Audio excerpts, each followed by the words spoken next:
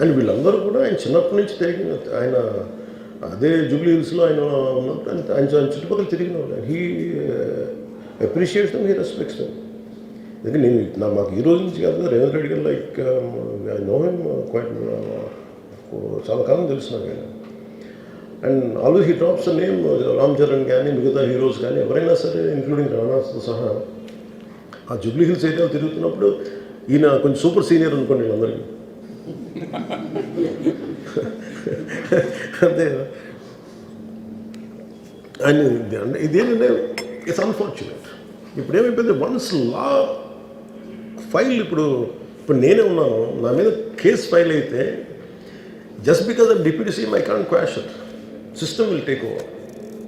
అది నేను కొట్టేయాలనుకున్న అలా జరగదు అంత తేలిక. అది అందుకే నన్ను ఇవన్నీ కూర్చోబెట్టి కొంచెం సింప్లిఫై అందరూ కూర్చొని కలెక్టివ్గా ఆలోచించాల్సింది చేయటంలో కూడా అది గొడ్డుతో పోయేది ఈరోజు గొడ్డలతో.